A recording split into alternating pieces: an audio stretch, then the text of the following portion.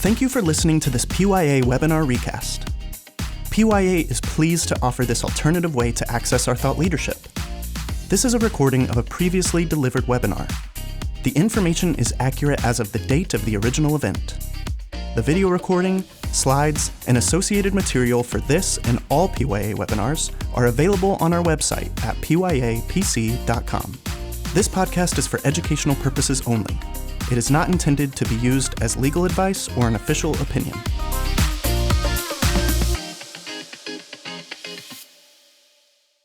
Good morning, everyone. Welcome to today's episode of PYA's Healthcare Regulatory Roundup webinar series. Today's topic is Spring into 2027, CMS proposed rules and payment policy updates for providers. PYA is happy to present today's webinar on this important topic. I would like to introduce our presenters, Kathy Reep and Carine Leslie. Thanks, Jennifer. And Carine, I'm really excited to present with you today. I think you presented on an outpatient webinar in the past with Marty and I, so I'm really excited that we are now sharing on this one. As we talk about the various rules that have been released or proposed rules that have been released, it was definitely an onslaught over the last couple of weeks. We have the inpatient proposed rule. Along with that one published in the same context was the long-term acute care rule, skilled nursing, inpatient psych, inpatient rehab, and bringing up the end would be the hospice rule. We do know that the proposed rules related to the physician fee schedule and hospital outpatient services are sitting at the Office of Management and Budget and would be expected to be out later in the summer. But for that, let's go ahead and get started and kick off with the inpatient rule. We're going to walk through these, talk about key provisions within the rules, and then hopefully have a little bit of dialogue between the two of us on these various items. Because the inpatient and long-term care rules came out later than the others, comments on the first two rules that we're going to cover are not due until June 9th. However, we're almost the end of this week. We will be looking at May 1st, so the time frame for commenting on these rules is going to be over with very quickly. So, as I always do, I focus on the updates. I look at the money side of this, and I just want you to know that when we start looking at the update, we are, again, not getting the level of update that I think hospitals expect or would hope to have. They have indicated an overall market basket increase of 3.2%, but they are reducing from that a productivity adjustment so that they are proposing an overall increase in the base rate of 2.4%. In 2026, we received a 2.6% increase. So they are basically saying that the projected increase for this year will be less than it was last year. And we know last year was not as what we really expected or hoped to have. They're maintaining the wage index, the labor-related share of the wage index at the current levels. We did take a reduction for those hospitals with a wage index greater than 1. There was a reduction in that last year, but now they are maintaining at that new 66% rate. And statutorily, those hospitals with a wage index equal to or less than 1 are at 62%. So it would take congressional action in order for that to be changed. Capital is projected to increase by about 3.1% from the current $524 to $545. We're seeing an increase, and I think a significant increase, in the outlier threshold, a 28% jump in the outlier threshold, going from the current $40,397 to $51,704. Problem here is by that large of a jump, $11,000 jump practically, what we're looking at is it will be harder for a claim to become an outlier because you're going to have to have your costs exceed the payment rate for a particular DRG plus that threshold amount. before it is calculated and considered for outlier payment. So this will impact the actual number of outliers that will be paid in 2027 if it's followed through with the final rule. Uncompensated care, they're looking at about a 3.3% decrease from fiscal year 2026, a rate of about $7.6 billion. Again, last year we did get a slight bump, although they had proposed a reduction. So recognize that it might not, it's just a proposed rule. We need to wait for more current data before we actually have the total impacts. New technology is going to result in about $464 million in additional payments under the Medicare program. But when we take into consideration the shifts in the wage index, disproportionate share and uncompensated care payments, outliers, DRG reclassifications, all of those things that go into the outpatient, setting the inpatient rates. I'm sorry, I said outpatient, but setting the inpatient rates. The increase that we're going to see, rather than a 2.4% based upon what's proposed, the actual calculations take us to about a 1.2% increase if we look at the actual dollar amounts comparing one year to the next. So the actual dollar increase is more like 1.2%, which is definitely not a good increase for the new year. You can see on this slide that it separates the proposed rates based upon those with a wage index greater than 1 or those equal or less than. That's table 1A versus 1B. And Carine will talk a little bit later about quality requirements, but recognize that those dollars are actually going to be lower if you are not if you either do not submit your quality data or are not a meaningful user of electronic health information. So this gives you an idea, the actual dollar amounts on the rates. One thing that was a surprise, I guess I would say, in the new rule is CJR for all. So I think you might remember the comprehensive care for joint replacement model that was in place for a number of years. I think when we started, we had about 800 hospitals that were participating in CJR. When CJR ended, there were a little less than 300, or right about 300 hospitals participating. CMS has attributed the CJR program to over $100 million in savings during the time of that program. Therefore, they have said, we're going to make it mandatory for everyone.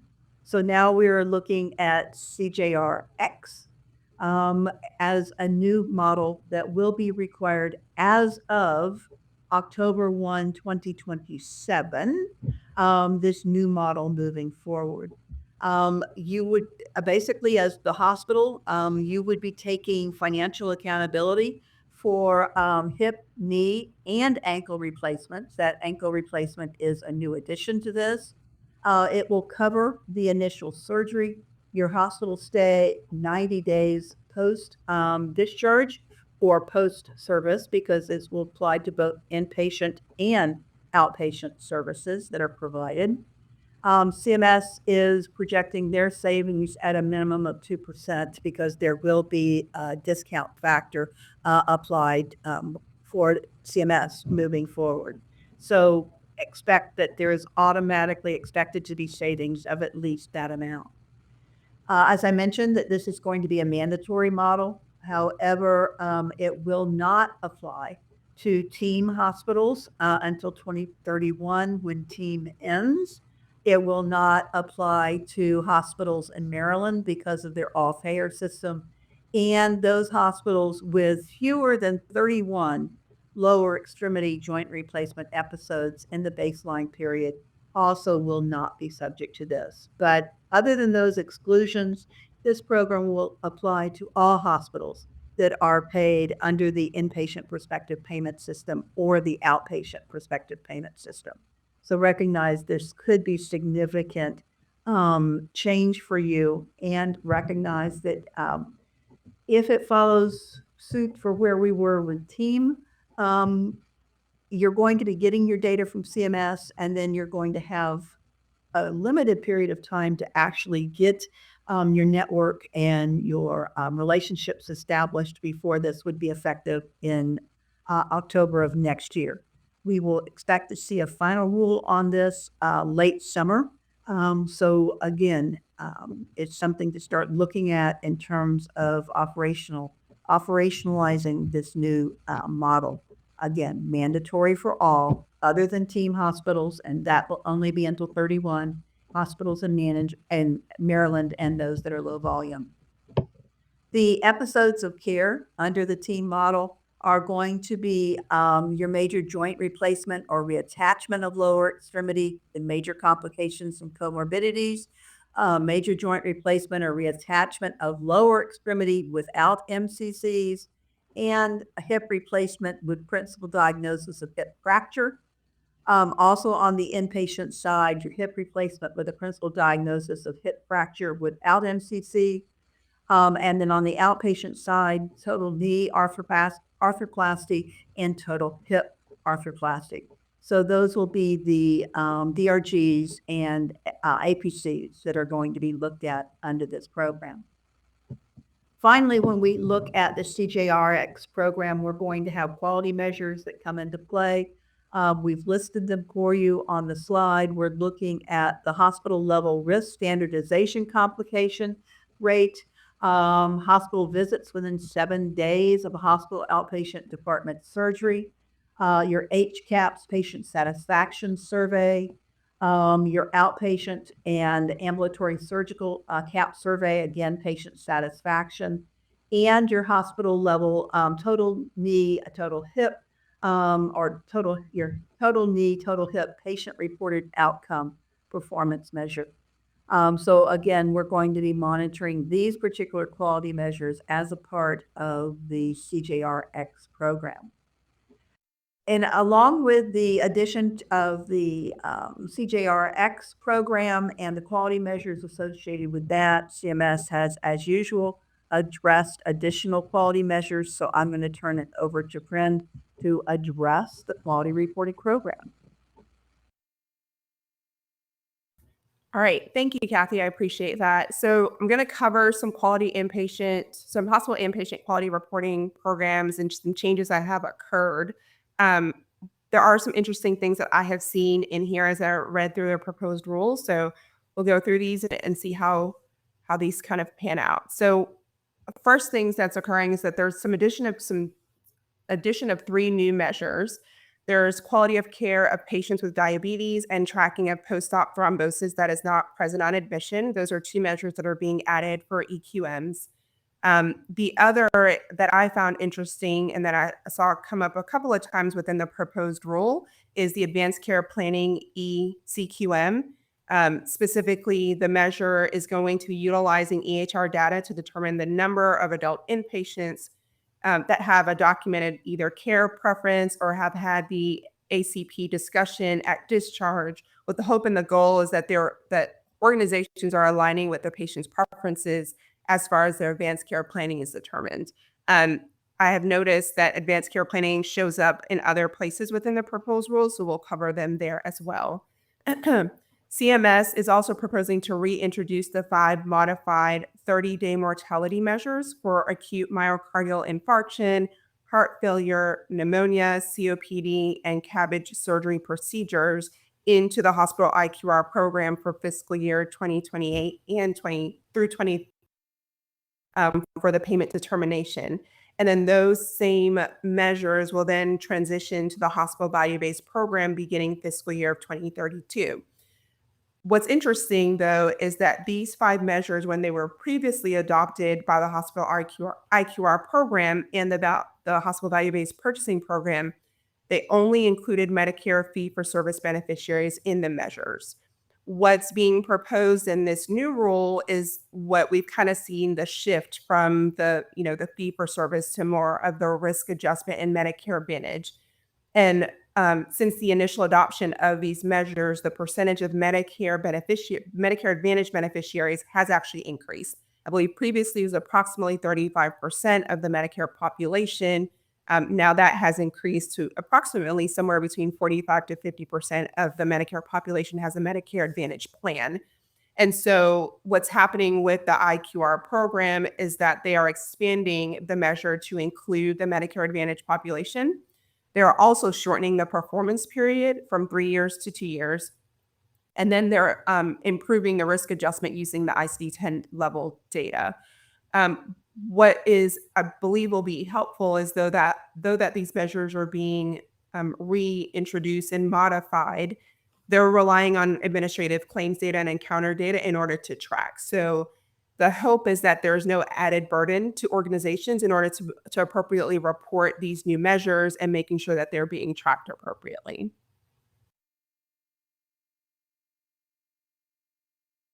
As with all things, when you make some additions, there are some measures that are being removed. So in 2028, CMS is proposing to remove several measures that hospitals have relied on for years. Those three are the VTE1, the VTE2, and the STK02 measures, mainly because these measures have become very familiar with organizations. And so they've been stable, and most organizations have actually performed fairly well within these measures.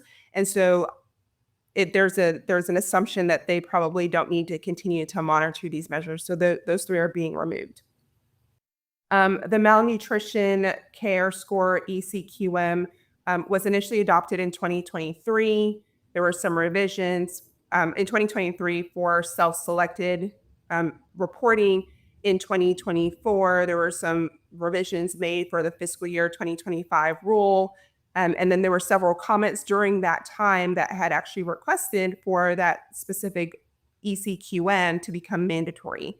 And so what's happening or what's being proposed in this current ruling is that the ECQM for malnutrition will now become a mandatory reporting for the next fiscal year. In addition to that, per the proposed rules, hospitals will have an opportunity to continue to self-report on the hospital harm ECQM over the next 2 years of reporting.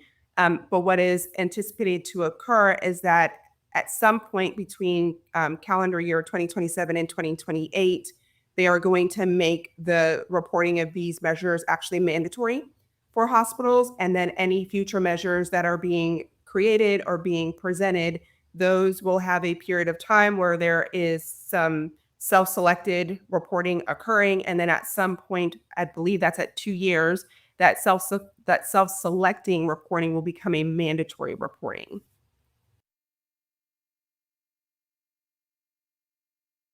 Hospital readmission reduction program, there has not been there has been some change to this specific program. So they continue to have the payment reduction of up to 3% to hospitals based on their performance for the 6 procedure measures for readmissions. However, they are considering to add the sepsis hospitalization measure to the readmission category. CMS is proposing to adopt it for fiscal year 2029. So essentially data that is collected between July 1st of 2025 to June 30th of 2027 would essentially be what is reported for the fiscal year 2029 program. We all know that sepsis is a very popular condition that impacts multiple patients, whether that is an older patient or a younger patient. Sepsis is a high risk diagnosis. And so reporting of it is hoping to improve patient outcomes, improve discharge planning for patients, and making sure that patients are not being readmitted to the hospital because of the quality of care that is being provided through the organization. Just as the hospital IQR program is going to be including Medicare Advantage patients into the calculation, Medicare is also proposing to include Medicare Advantage patients and beneficiaries into the hospital readmission program as well.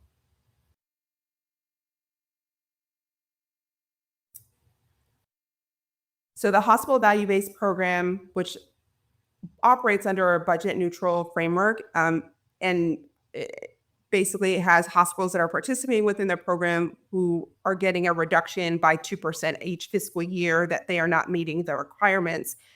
Those funds are then held back and they're redistributed to the hospitals that are doing well.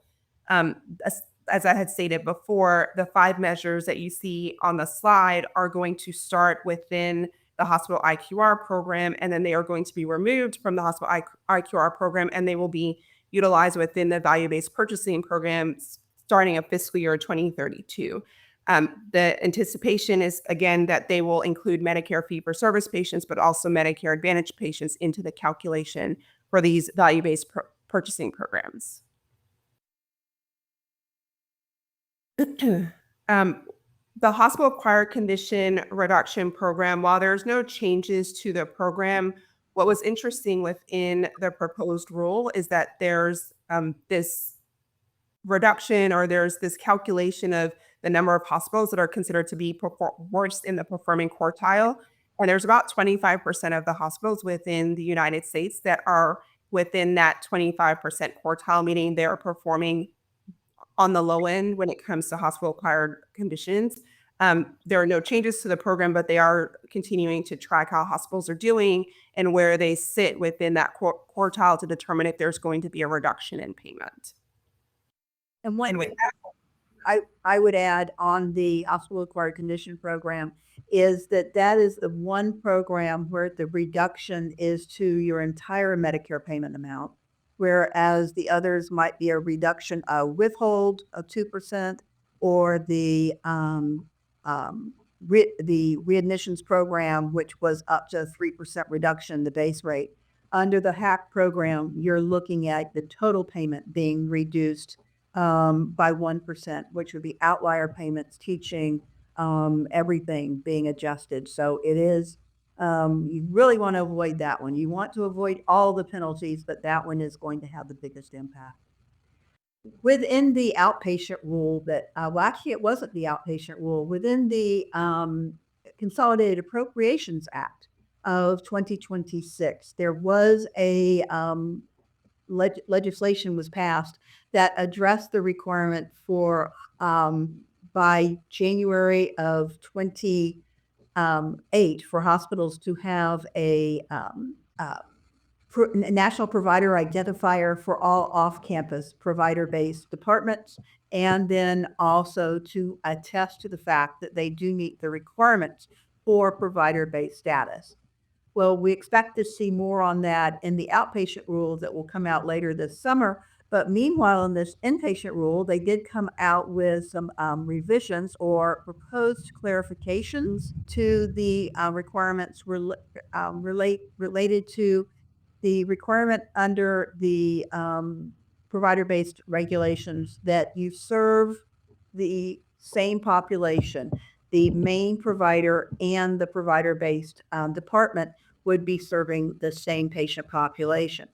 Currently, that requirement for meeting the same patient population is met by using the term the criteria of immediate vicinity, that the facility is within the immediate vicinity of the main provider, and that is defined as within 35 miles.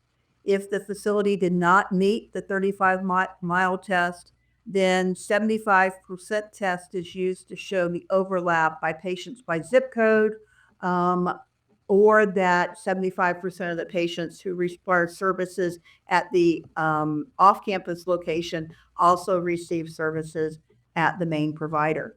What they are proposing is on the outpatient side to limit both options under 75% test to the inpatient departments only.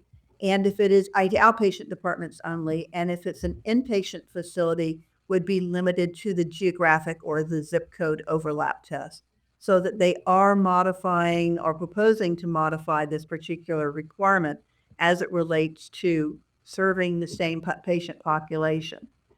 As you begin to move forward with wanting to meet the criteria and attest that you do meet the criteria for provider-based, again, currently the attestation is not required, although some facilities have attested to meeting those requirements. but by 2028, they will be required. I urge you to take a look at this and to look at your patient volume on your off-campus versus your on-campus and make sure that you do serve the same patient population. And you might also want to take a look at whether or not this is a provision that is worth commenting on. Speaking about comments, there are a number of other issues that were included in the inpatient rule that they're either asking for comments on or that were addressed through proposal.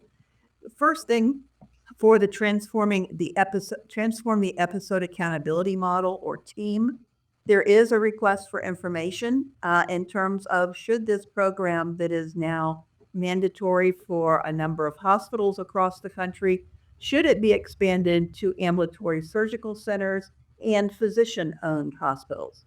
So I think particularly if you are participating in team, this might be something that you would want to comment on, particularly the expansion of the program to ASCs.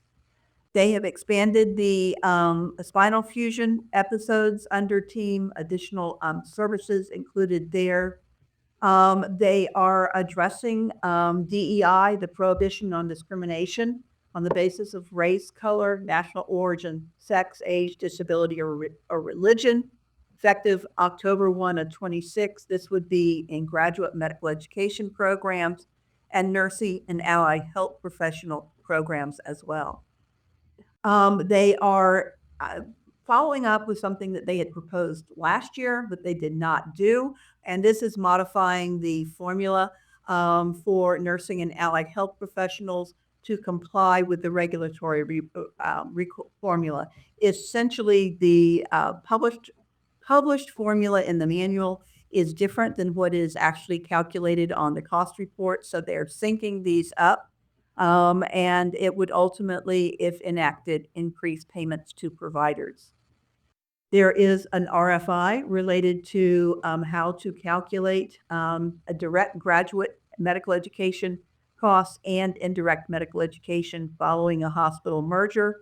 And then finally, they are proposing to eliminate the alternative pathway for new technology add-on payments under inpatients and transitional pass-through payments under outpatient, so that there would be a slight modification to these programs moving forward. We should see something in the final rule on this. I think what we will see in the outpatient rule is a reprint of what they finalize in inpatient, but we will see. They might actually do the proposal there as well. So with that on the inpatient rule, recognize that published at the same time, we have the long-term care hospital PES program. Since these are published together, comments here are due on June 9th. For the rest of this presentation, things will go a lot faster because there's not nearly as much involved in these other proposals.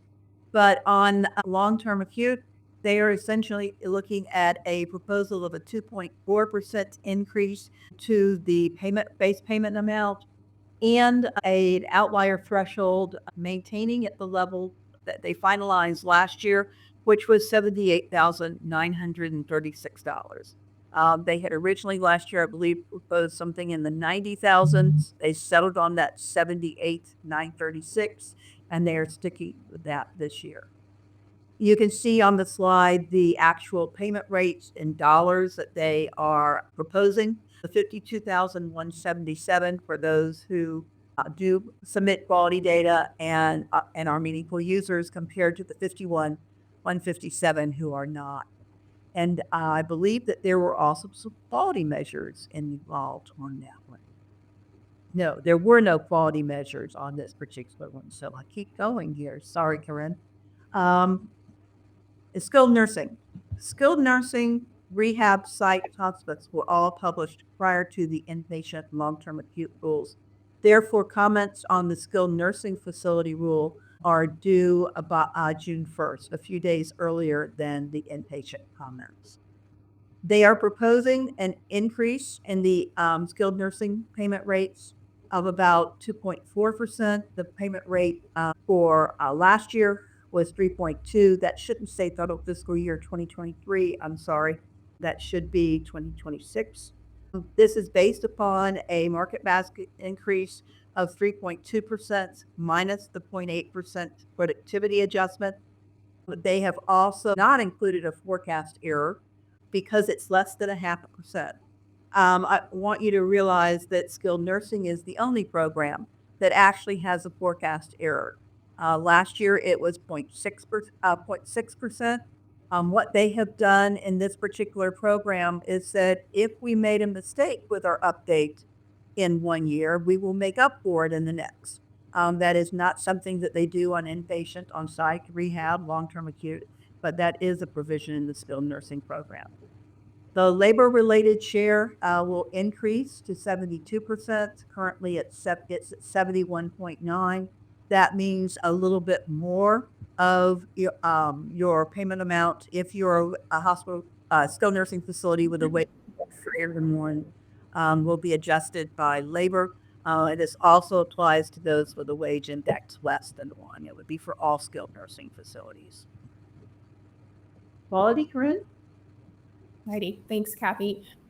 So again, some quality measures for skilled nursing facilities that have been added, revised, or recommended to be deleted, but also some revisions that they're making to reporting process. So first and foremost, CMS has indicated that the measures for the COVID vaccine and COVID vaccination QRPs that were previously being reported are no longer necessary. They have served their purpose during the public health emergency. And so they're seeing that they are no longer needed as part of the ongoing SNF QRP program. So they're recommending to delete those.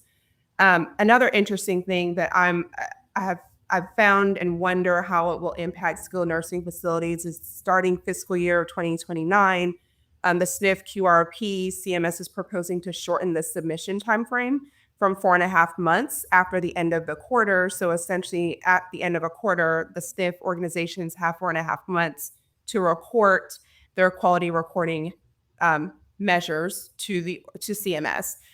CMS is now proposing that they're going to shorten that time frame by approximately 3 months. The recommendation is that no later than the 15th day of the second month after the end of the quarter is when they would have to report their quality measures. While that is extremely helpful for individuals and organizations that are looking for SNF locations and understanding the quality of that organization, and so that data will be more recent, I do wonder what burden it will put on skilled nursing facilities in reporting that information more frequently and within a shorter time frame. In addition to that, CMS is also proposing that the minimum data set that is required for skilled nursing facilities when patients are admitted, the assessments will now cover all individuals and not Medicare. And so all payers, information for all payers and all beneficiaries will be requested to be reported as part of the QRP. Again, an additional concern. And so if there's comments, if you're a SNF organization, you're concerned about the burden that will put on your organization, I think it's a good proposed rule to comment on. I had mentioned it previously, but noting that CMS is also seeking some feedback on advanced care planning. Again, advanced care planning has now shown up in skilled nursing facilities and as the potential for future measures as part of the QRP. They're just looking to see how ACP reporting would be meaningful to organizations, be meaningful to the SNF's QRP program and reporting of that. And so they're seeking feedback on potentially including that as a QRP in the future. Well, I would think that if you are a skilled nursing facility, commenting on the change, the reporting period for the submission of your data would be a very, very important issue to comment on. So I do urge you to take a look at that. From the inpatient psychiatric facility proposed rule, I thought that we might need this after we started reading all these rules and dealing with them, but recognize that, again, comments on this particular rule are due on June 1st. If it is applicable to you, please do comment. This is going to apply to both your freestanding psychiatric facilities and your exempt units that are a part of your acute care hospital. So from a payment update perspective, we are looking at a 2.3% increase in the base rate.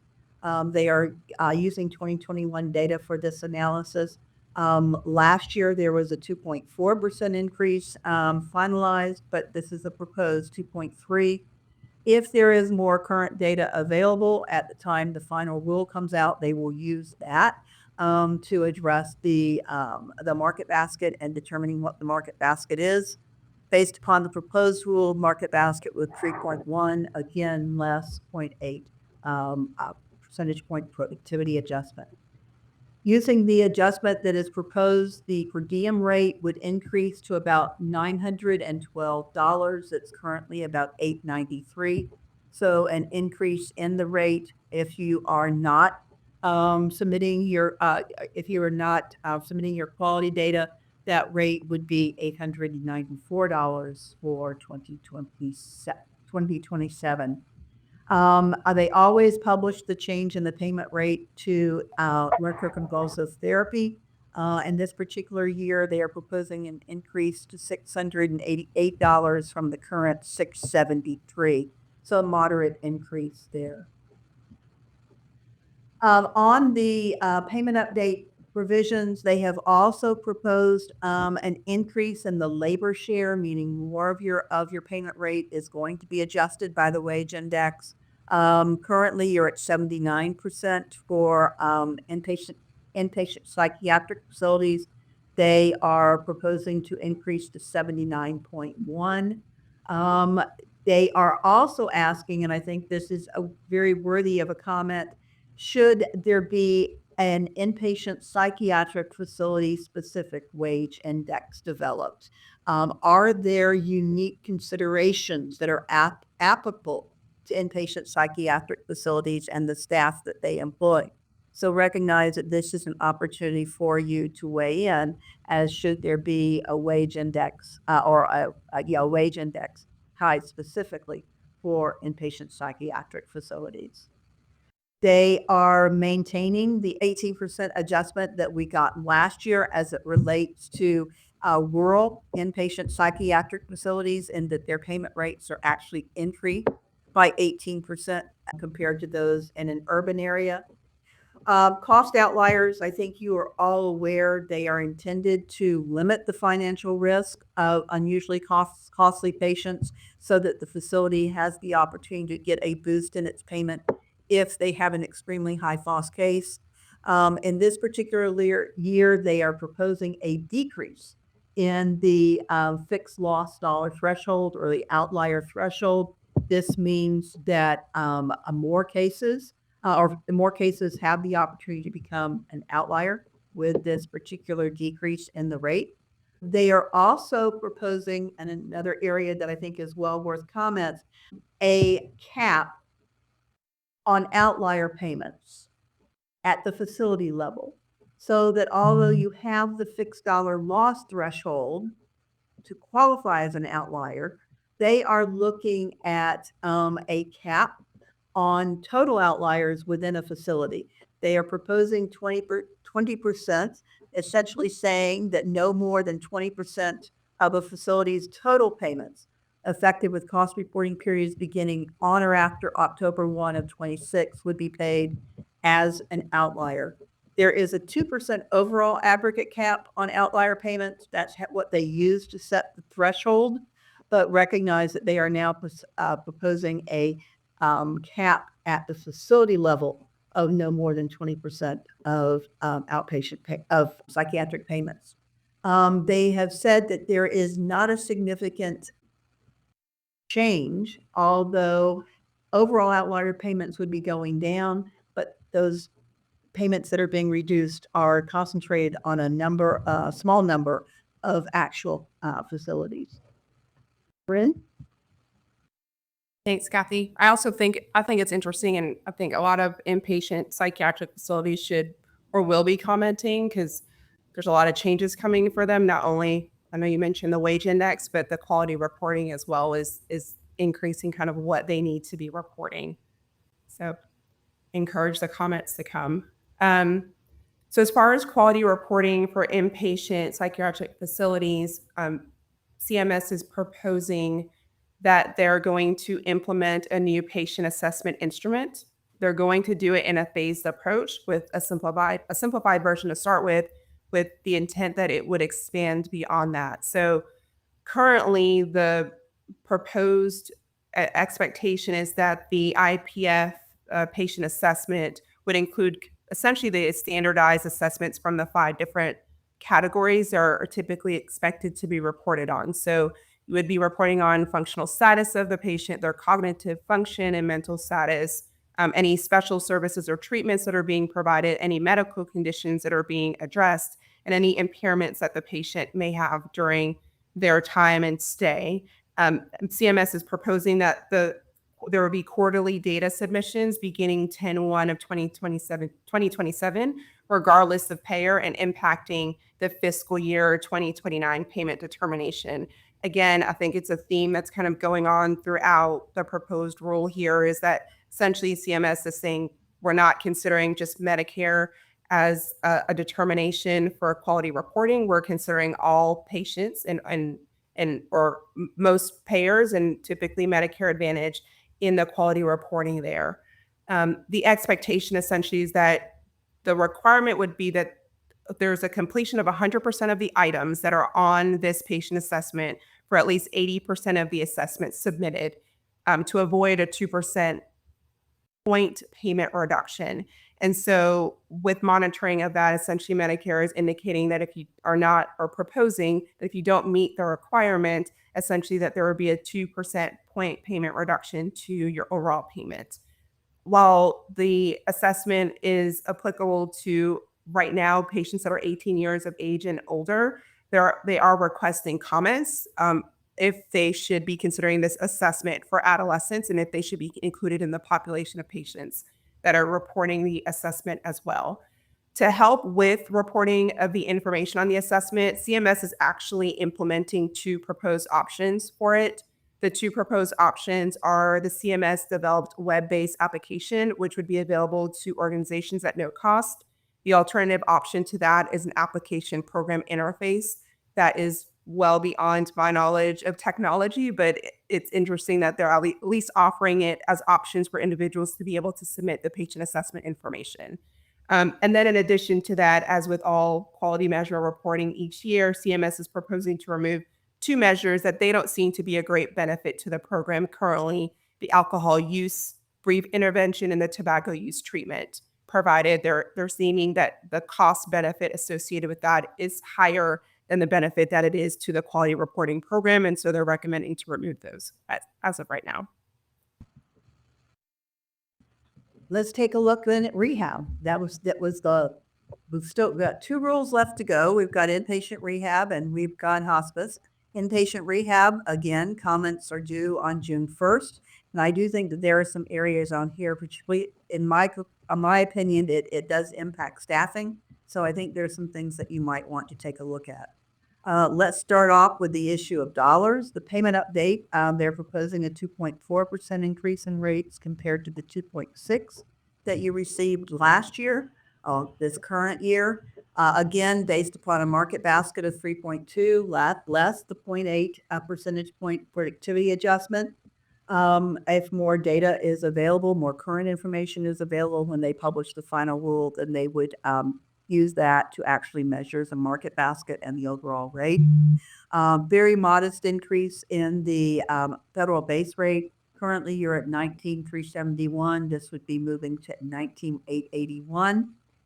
They are also proposing a very small change in the labor-related share for application of the wage index, moving from the current level of 74.4% up to 74.5%. This will be the last year of the phase out of the rural adjustment for those inpatient rehabilitation facilities that are transitioning from rural to urban based upon changes in the CBSAs. This is the last year of that program. And just like with the psych rule, they are also proposing or requesting feedback in terms of should there be a rehab facility specific wage rate, and if so, what should be the alternative sources of wage data that would be used for that. The outlier threshold proposing to decrease from the current 10,141 down to 8,689. making it easier to become an outlier claim. They are also asking for feedback. You always have to be careful when they're proposing major changes to the groupings for patients. But they want to know about should there be any enhancements to the inpatient rehab facility prospective payment system? Should we have new or revised clinical categories? What should we be looking at under this program?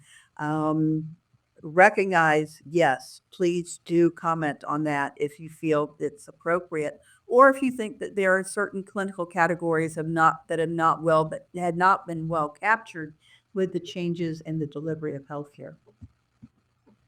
There are some proposals that I personally think this might be a staffing issue and an issue that needs additional clarification, particularly as it relates to admissions on weekends and holidays or surrounding holidays. But they are essentially saying that under the rule that they would require all therapies to be initiated within 36 hours of admission to the inpatient rehabilitation facility. Currently, I'm sorry. Currently, that 36-hour requirement is not in existence. There is a requirement also that the current functional status of the patient be documented as at admission. This would be a part of the pre-admission screening, so that would have to be done at the time of admission. They are also proposing to revise the interdisciplinary team policy to require that the initial team meeting be completed on or before the fourth day of admission so that it aligns with the plan of care. Again, you need to look at this from a staffing perspective and a volume of patients and the issue of holidays, weekends. And they also are proposing to clarify that additional interdisciplinary team meetings would be conducted weekly, and they are defining that as within 7 days of the last meeting. So we will be looking at the staggering of these meetings and they will be, I would think, occurring in many instances on holidays, weekends, etc. Might not be a problem, but it's something I think you need to look at from your own staffing perspective. And from a quality perspective? From a quality perspective, you'll see some similarities in regards to the SNF quality reporting. So CMS is proposing to, again, revise the timeframe for data submission from 4.5 months to actually 45 days, beginning with fiscal year 2029 for that inpatient rehab facility quality reporting program. The goal is that in shortening the data submission timeframe and reducing the lag for public reporting, basically up to 3 months, would provide more current information to consumers and families as they're trying to decide on an inpatient rehab facility for their family members and give earlier access to that information sooner rather than later. So I know, Kathy, you mentioned about staffing and just have to consider timing of this and how it impacts your organization. And could you meet that requirement without any potential penalties? Again, CMS is looking for and requesting feedback on advanced care planning. We saw it in the inpatient prospective payment rule. We also saw it in the skilled nursing facility rule. They're looking to make sure that patients are having the conversations about their advanced care planning and making sure that it's being tracked. And so care is improved for patients overall, and their preferences for care are also being documented and captured appropriately. So I think ACP is becoming a trend within healthcare in general. Absolutely. And one thing on that, commenting on the time frame change from 4.5 months to 45 days, look at it from your staffing perspective and the time it would take you to do this. Is if 45 days aren't enough, is it 60? Would you actually come back to CMS and give them an alternative rather than just saying, I don't like this? So something to think about in your comments. The last rule that we wanted to cover is the hospice payment rate update, because hospice is on a different payment methodology. Essentially, we're looking at the payment rates for the various categories of hospice levels of care. They are looking at a 2.4% increase, again, compared to 2.6 in prior period. They are basing this 2.4% on the inpatient hospital market basket less productivity. Those hospices that do not report quality information, they will see a reduction in their payment rates. CMS noted that about 1/5 of hospices are non-compliant with the quality reporting requirements, and they are now going to be reporting on Care Compare, those facilities that are not reporting care quality information. I've given you on the slide the hospice payment rates for the various levels of care, whether it be routine home care based upon the number of days, the continuous home care, the inpatient respite care, or general inpatient care. You've got the rates that are being proposed for those adjustments. They are proposing to a slight increase in the hospice cap. This is the maximum dollar amount, average payment amount for a hospice over the course of the year. It doesn't max out on an individual. It just addresses the overall dollar amount going to the hospice. And just like with rehab and psych, they are asking, should we have a hospice-specific wage index? But the provision that they throw in here is not, and what should it be based on? But should we use Bureau of Labor Statistics data to actually set that wage index moving forward? There have been parties that have suggested that BLS data be used for all prospective payment systems and other payment classifications for adjusting hospital wage rates. But this is the first time that I have actually seen them come out and on a program move forward with BLS or propose to move forward. They are proposing some changes to the hospice election statement regulations. There would be an addendum that would be mandatory for all Medicare beneficiaries at the time that they elect the hospice for care. And that addendum would explain what conditions, items, services, drugs the hospital has determined are not related to the beneficiary's terminal illness and related conditions, and therefore not covered under the hospice benefit. So you might have a particular drug that is given for another condition that perhaps relieves pain for a patient, but it is not tied to the condition that they are in hospice for, the terminal condition. And so this is a question of, will the cost for that care be a part of the hospice benefit, or will it be paid for in a different manner? They are also proposing to allow a physician designee and the physician member of the interdisciplinary group, in addition to the hospice medical director, to discharge patients in hospice care. So this expands the roles of those other individuals to allow them to also actually complete the discharge. And they are making the provisions related to telehealth in the face-to-face policy consistent with what was passed earlier this year in February as it related to the Consolidated Appropriations Act of 2026.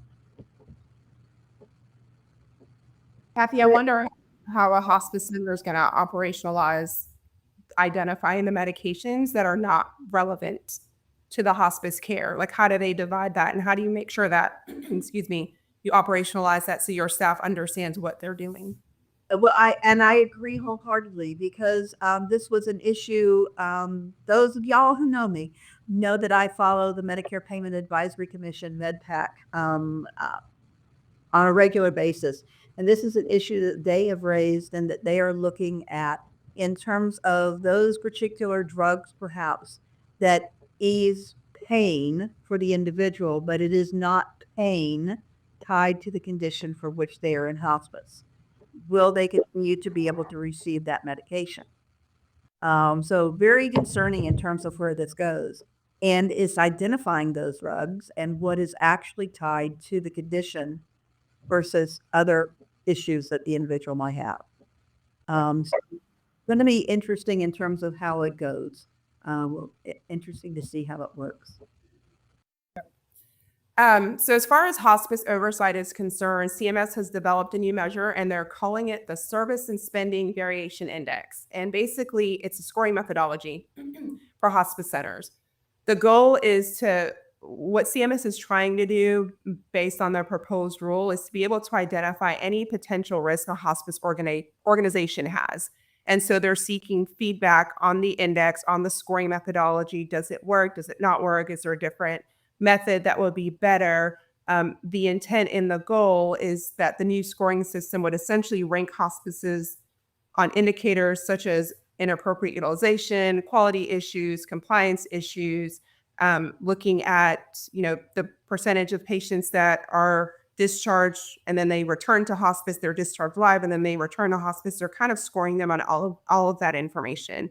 The scoring of the different facilities would actually be posted to the CMS site on the CMS Hospice Center page. And so there'd be a listing of every hospice organization, what their score is. Essentially, a hospice organization would be looking to have a lower score because facilities with a high-end score would be subject to additional reviews by CMS to assess if there's risk within their program, if there's potential compliance issues or concerns. And so if you are a hospice organization and you are interested to know how this scoring methodology is going to be utilized, what they're looking at, how they're going to score your organization, it's important to comment on it and make sure that it's a doable it's a doable scoring program, and it's not creating additional operational issues within your organization as well.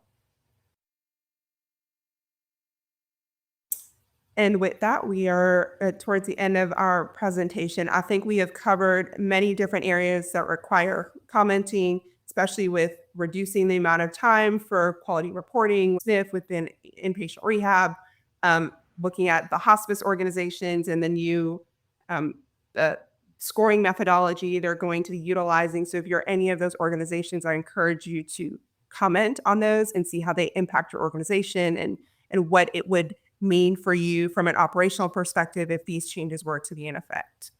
And at the same time, look at the dollars. Look at how the dollars are going to impact your facility.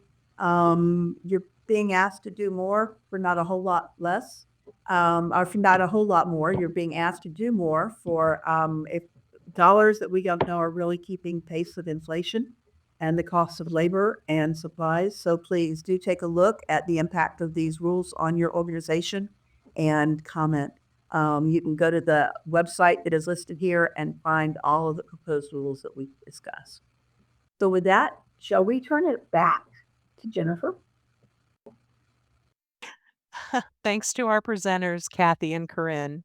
The slides and recordings for every episode of PYA's Healthcare Regulatory Roundup series are available in the Thought Leadership section of PYA's website, pyapc.com. While at our website, you may register for other PYA webinars and learn more about the full range of services offered by PYA. On behalf of PYA, thank you for joining us. Have a great rest of your day.